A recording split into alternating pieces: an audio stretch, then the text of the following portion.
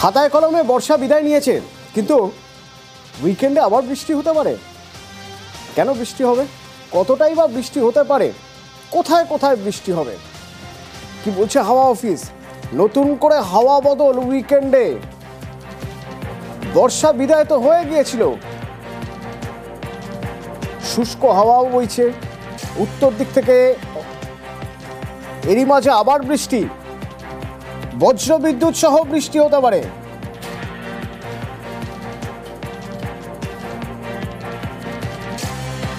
বৃষ্টি হতে পারে উত্তর দক্ষিণ 24 পরগনায়, পূর্ব মেদিনীপুরে বৃষ্টি হতে পারে। উপকূল অঞ্চলে বৃষ্টির সম্ভাবনা বেশি থাকছে। আর দক্ষিণের বাকি জেলাগুলোয় আংশিক মেঘলা আকাশ থাকবে। শুধু 6টি জেলায় বৃষ্টির সম্ভাবনা থাকছে।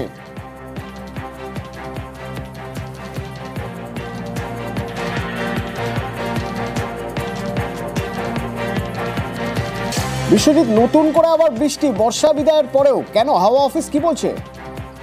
দেখো, বর্ষা বিদায় হয়েছে, দক্ষিণ পশ্চিম মৌসুমী বায়ু বিদায় হয়েছে, কিন্তু বৃষ্টি তো হতেই পারে। এবং সেই বৃষ্টি কেন হচ্ছে, আবহাওয়াবিদরা বলছেন যে বঙ্গোপসাগরে এই মুহূর্তে উইকেন্ডে একটু জলীয় বাষ্পের পরিমাণ বেশি আসবে।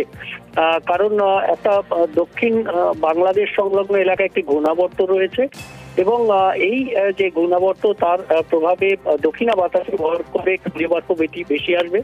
অন্যদিকে যেহেতু বর্ষা বিদায় নিয়েছে, তাই উত্তর পশ্চিমের যে শীতল হাওয়া, যদিও এখনো সেই পরিমাণে শীতল হাওয়া নেই, তবুও সেই উত্তর পশ্চিমের হাওয়া আসছে।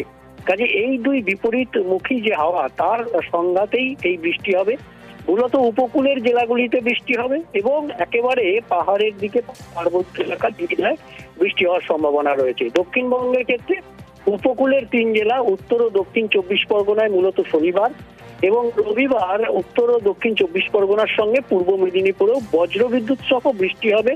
এবং হালকা থেকে মাঝারি বৃষ্টি, খুব যে বেশি বৃষ্টি হবে, একটানা একসঙ্গে বৃষ্টি হবে এমনটা নয়।